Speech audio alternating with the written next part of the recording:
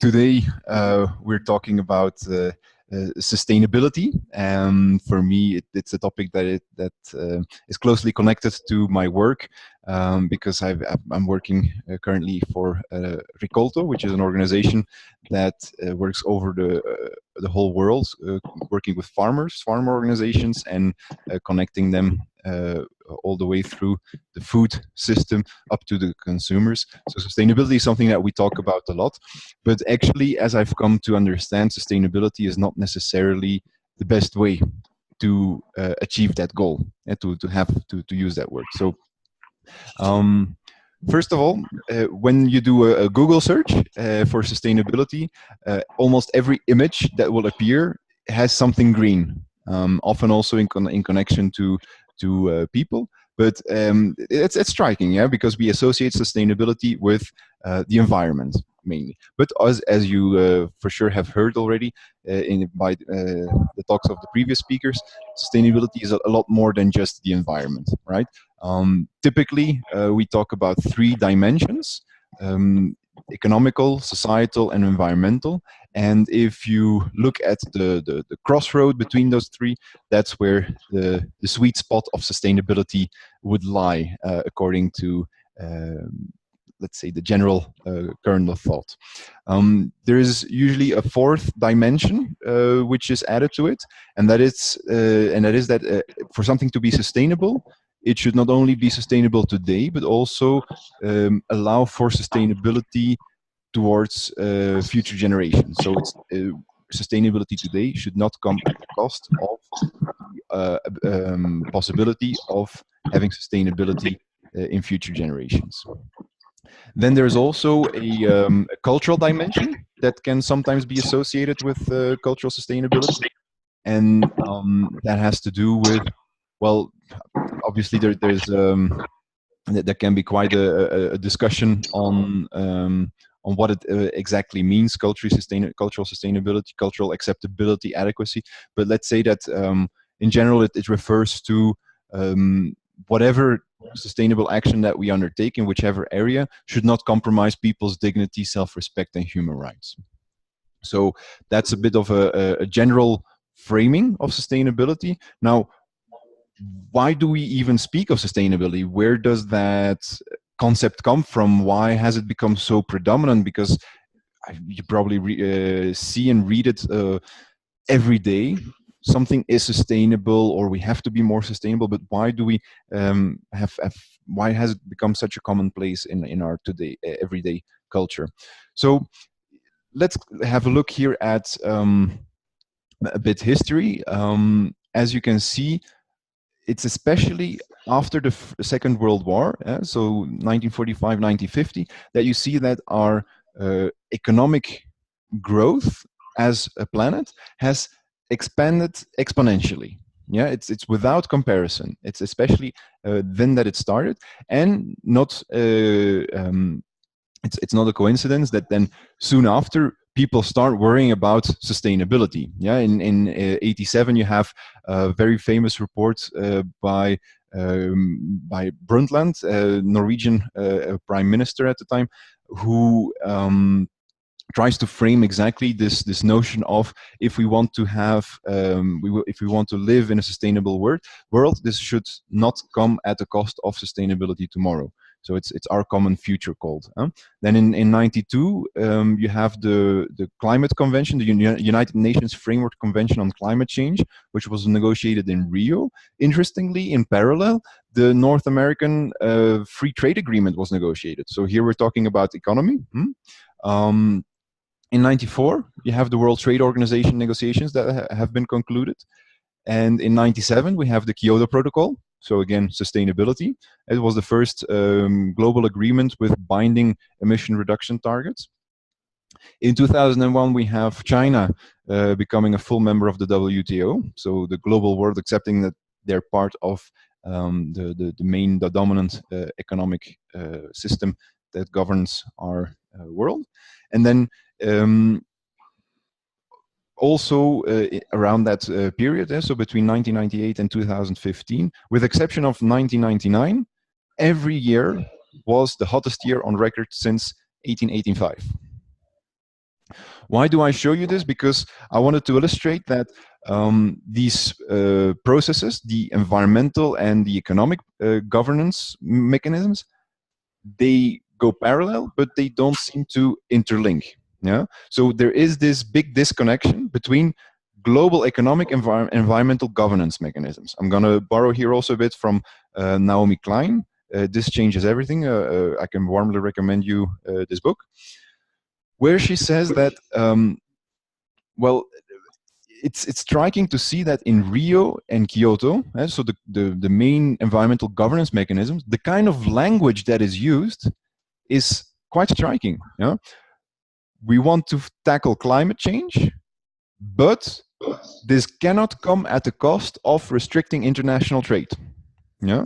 So if you look at the governance mechanisms, climate agreements, they are governed by weak and unthreatening mechanisms that when countries don't don't keep their promises, don't reach the objectives they set themselves, okay, a pity, next time you'll do better.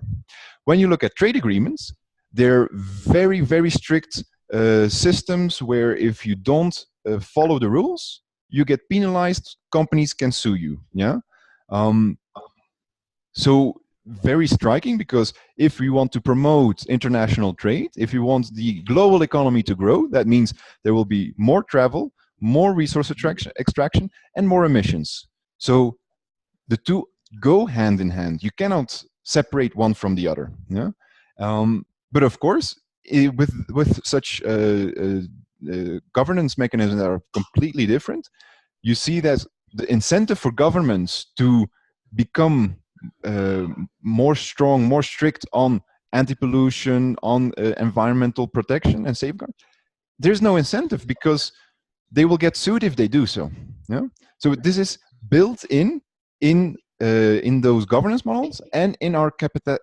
And basically, they are a reflection of our current capitalist economic model. So here I'm borrowing from Karol Porajny, a political economist from the first half of the century, where he published a very interesting book called The Great Transformation, where he analyzes a bit why does this disconnect took place to begin with. Yeah?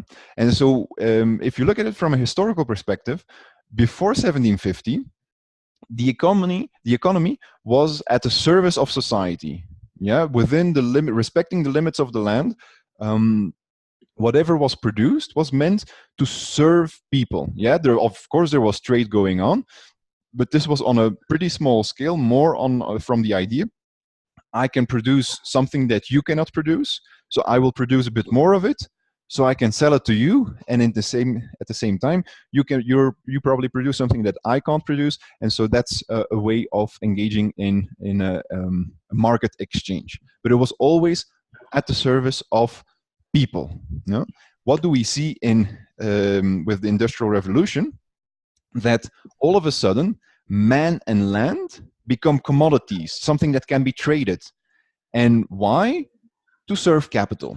I'm not going to go into detail here, but if you want to read more about this historical perspective, I can very much recommend you The Empire of Cotton, A New History of Global Capitalism by an American historian called Sven Beckert, where he really explains very clearly how this commodification process was really embedded and purely at the service of capital. The people who had capital just wanted to always to have more and more.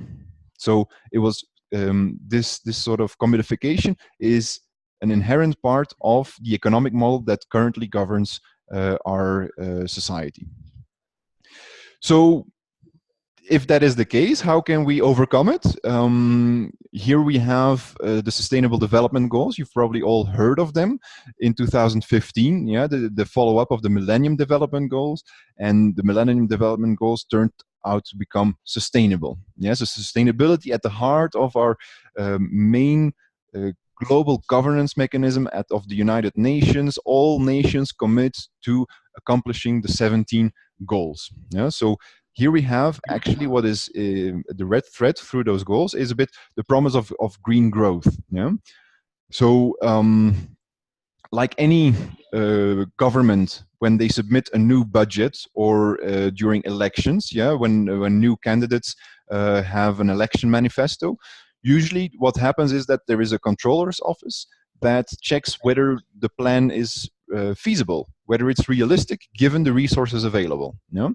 So there has been some research done on the Sustainable Development Goals. This was not done by the United Nations, yeah. So this was a bit weird, yeah. But this main governance platform that promises this big plan that will save the world, but they didn't do a resource calculation. So research has showed that if we want to accomplish the Sustainable Development Goals, all 17 of them, and all over the world, then we would end up in a situation where people would have an average annual income of 100,000 US dollars. Yeah? So that's more than 15 times the current one. The question is this sustainable? Does our planet have the resources to grow that much? No? So here I'm borrowing from a collective that is called The Rules, The Rules, and they've done some very interesting research and published it in an accessible way. So our planet Earth, has 50 billion tons of materials and life forms that we can safely use each year. So that means if we want to live, to use whatever materials, whether it's food, whether it's minerals, metals, wood, plastic, all that stuff has to come from somewhere, right? And that somewhere is our planet Earth. So we have about a capacity of 50 billion tons of those materials to live sustainably, yeah, within the limits of our planet. Right now, we're using about 80 billion tons a year. Yeah, so you've probably heard about Earth Overshoot Day. That's the day when we have used up the resources that we can safely use within a year that the planet has available. So this year, that was the 1st of August. Yeah, so right now, we're already way over the capacity of the planet to sustain our lifestyle over the course of a year. Now, this is today. Yeah. What are the projections for 2050? Yeah. So the Sustainable Development Goals run up to 2030, but so here we're looking a bit further at 2050. So there have been 3 big studies carried out. The first one by the Sustainable Europe Research Institute in 2012, where they say that if we continue business as usual all the way up to 2050, we will end up needing 180 billion tons of material. Yeah. As a reminder, Earth has 50 billion tons available. Yeah. If we were to adopt immediately all the best practices in terms of efficiency with all the best technology available, we still would end up at 93 billion tons. Second study done by a group of Australian scientists around this institute, Zero Land and Water, in 2016. If they have used the following scenario: if we price carbon $250 per ton right now, I actually forgot how much it is now, but it's probably, I think, less than $50 per ton. So if we put that on $250 per ton, if we double our efficiency with rapid technological innovation, and if we maintain an annual growth of 3% of the global economy, that's what the World Bank and the IMF forecast that is necessary to keep this kind of development going, then we would end up by 2050 with 95 billion of tons, still almost double what we have available. And then last year, the United Nations Environment Program, sorry, they've also conducted a study where they put a whopping $573 per ton of carbon, yeah, where they suppose a material extraction tax, so a tax on whatever material that we extract, and rapid technological innovation with strong government policy. All of this is not yet in place. Yeah, so this is assuming that as of tomorrow, every nation would do this. Yeah, and they still end up with 132 billion tons, so almost 3 times as much as we have available. we have a problem. Yeah, I hope that is clear. We have a problem with this discourse of growth, green growth. Yeah, it's clear that it's almost as the same as saying cigarettes are healthy, yeah, or coal extraction is clean. Yeah? So what basically there's this interesting shift that we need to achieve. Yeah, because if we look at the human system and the ecosystem, what is the right proportion? Is the human system outside the ecosystem, or are we inside the ecosystem? And I think it's very clear that we are part of the ecosystem. Yeah, we're not different. We are part of it. Yeah? So here, building on some work of the Regenerative Enterprise Institute. So human systems are governed by the same fundamental laws as all natural systems. Yeah? If you translate this, one of those laws is the law of entropy. Yeah. The law of entropy, if we apply it to economics, and here I borrow a bit from Eric Beinhocker, The Origin of Wealth. All entropy is the state of disorder. Yeah.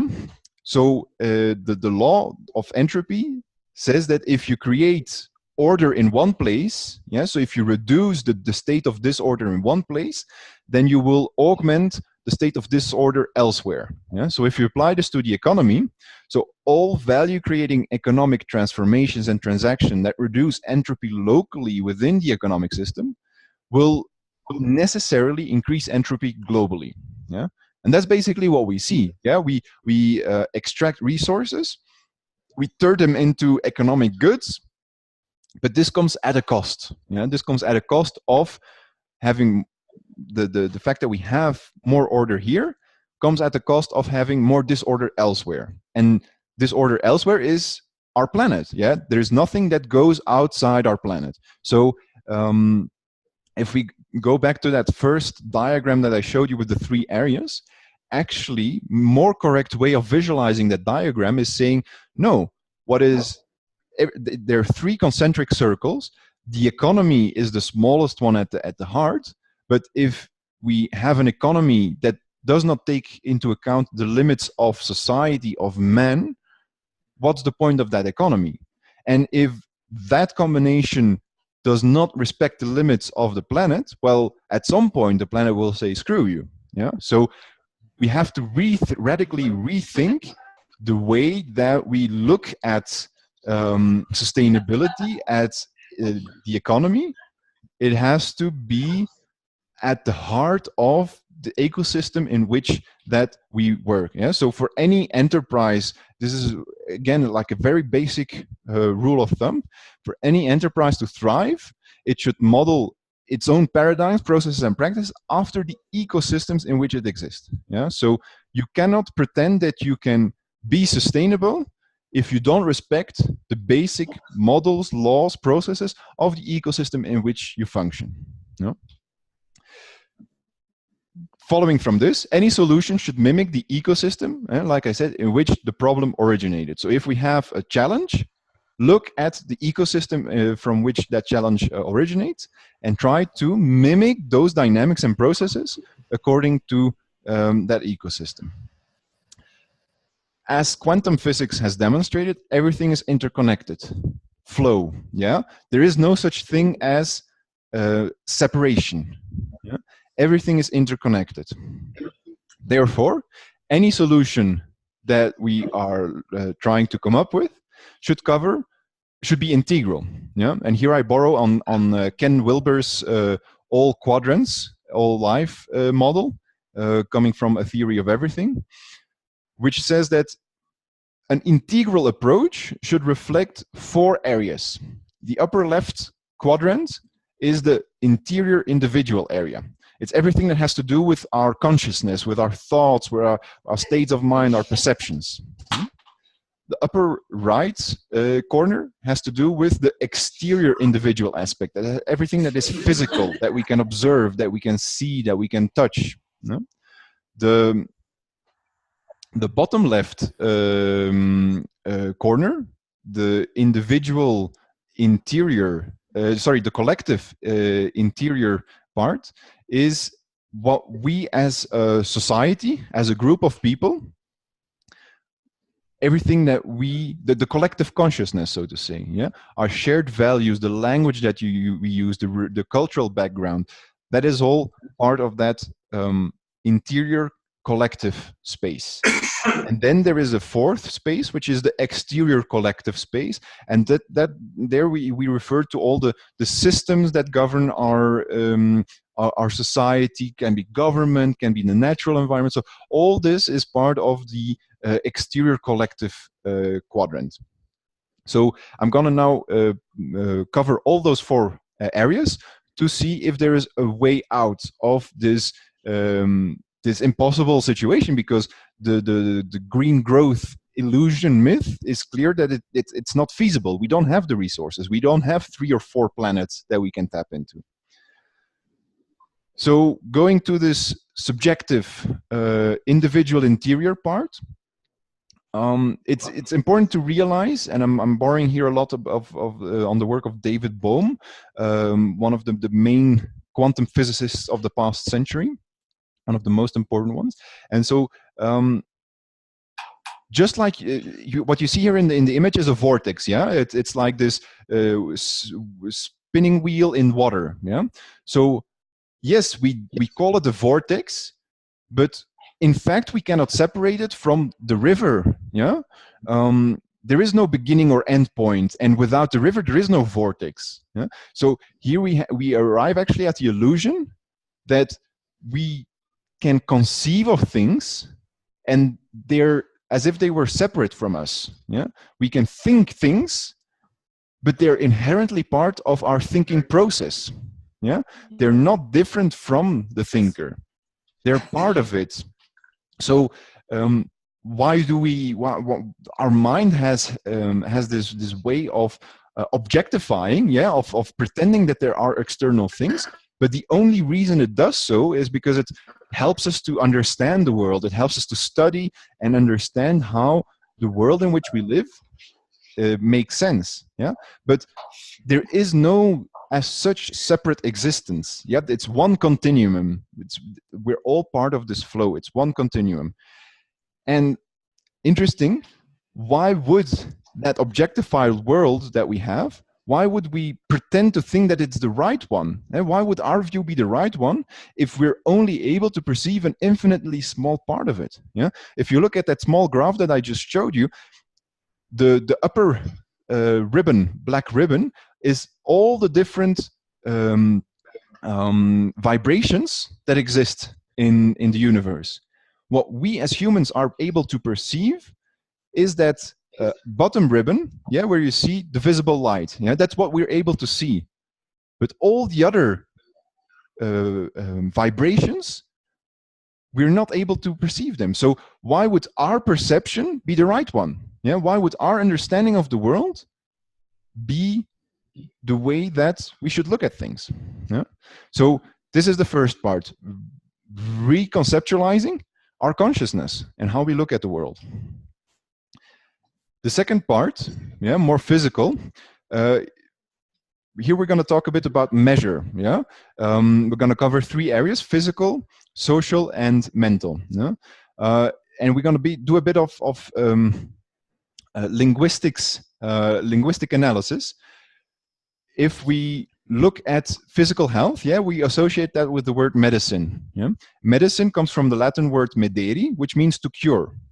This has the same root as the word to, or the root that says to measure. Yeah, as you may have heard, there's this proto language called Indo-European, from which most of the European and Eurasian languages, all the way up to Sanskrit, originate from. Yeah, so we don't have any physical proof of that language, but through linguistic analysis, we can decode what the roots of the words, where do they come from, and what their signification is. So we have this root called measure, and that has had influence in the word medere. Yeah, medere, medicine, and the Latin word from which medicine is derived. So in a way, we can say that physical health is the outcome of a state of right inward measure in all parts and processes of the body.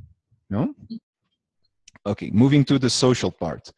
Moderation, you know, is also coming from the same root measure. You know? So social virtue, this. Okay, sorry. I'm back. Can you hear me? Hello? Okay. Hello. Yes, I can hear you. Sorry.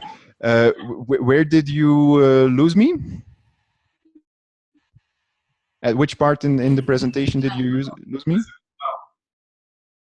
Many times. Many times. Oh no, really? Okay. Yeah. Where, The planet was angry.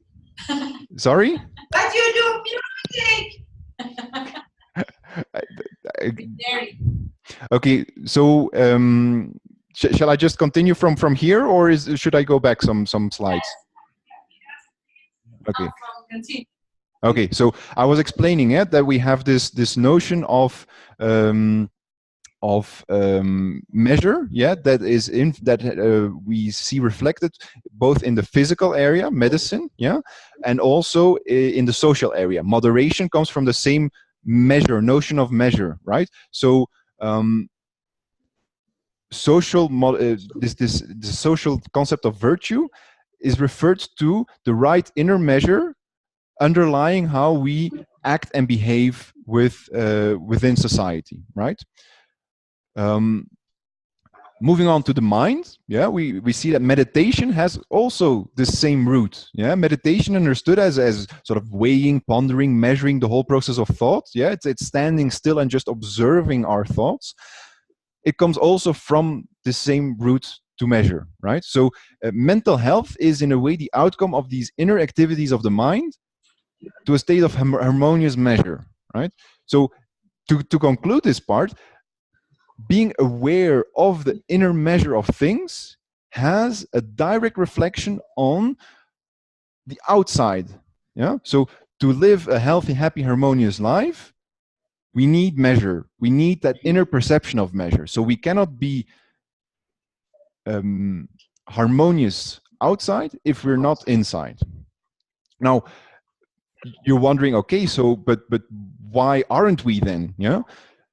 And so here we're moving to that up the bottom left quadrant, yeah, which is the interior collective part. This concept, this notion of measure, again, this is linguistic archaeology, yeah. So originally, people understood that connection between being able to sense measure within oneself and within nature to live within that measure. But over time, we have forgotten that connection, and we have come to accept these measures as something right, as something accepted, given, without understanding the reasoning behind it.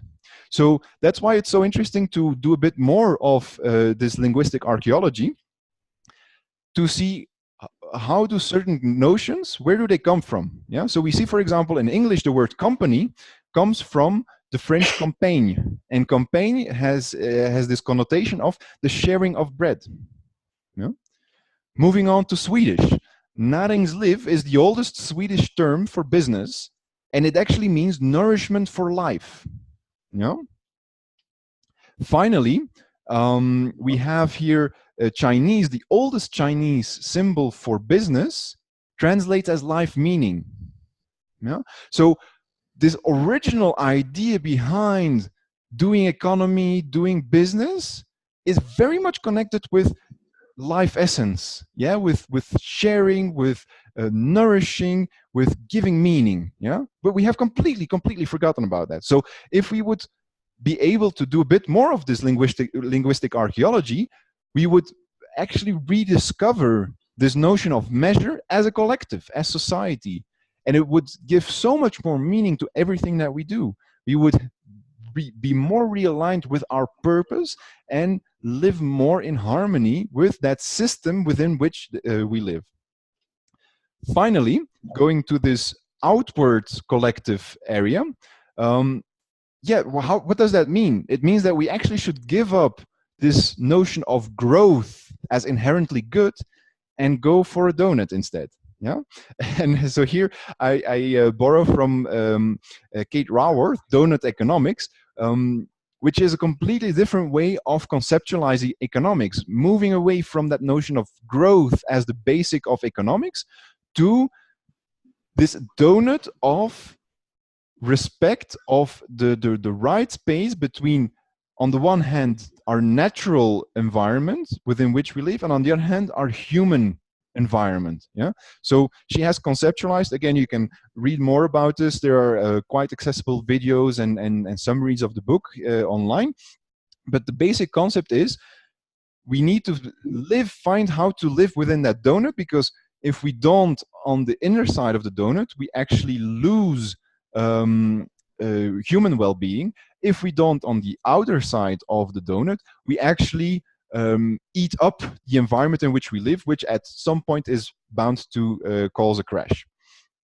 So just as an illustration, yeah, this could be an analysis of the economy as it is in a specific area, yeah, where you would mark, okay, here we definitely have a lot of red areas that we're not respecting those limits of the donut. Yeah, so those are areas that you can focus on. That's a way of reconceptualizing the economic system, so that we abandon this idea of growth and instead focus on what is possible, what is meaningful, what is the measure. Yeah, this circle is the measure of the economic system.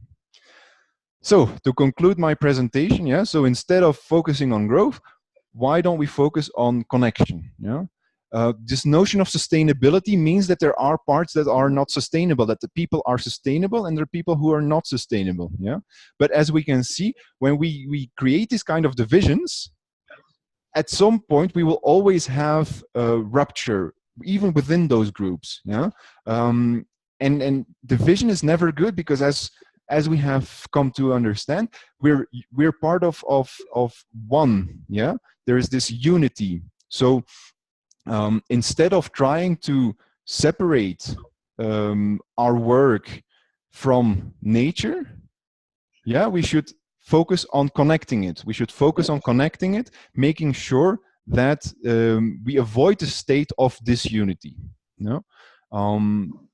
So in conclusion, this connection should be a bigger concern than sustainability. Yeah, the connection with ourselves and through ourselves with the rest of our environment, trying to come back to this notion of measure of understanding what are my needs realistically within the environment in which I am, understanding that I'm part of that environment. I'm not different from it. I'm part of it. Yeah? And only in this way can we really arrive at a true unity between man and nature, man and man. Thank you. I hope, I apologize for the interruptions in the presentation. I hope you were able to follow most of it though. Happy to answer any questions. Sorry for this overload of information.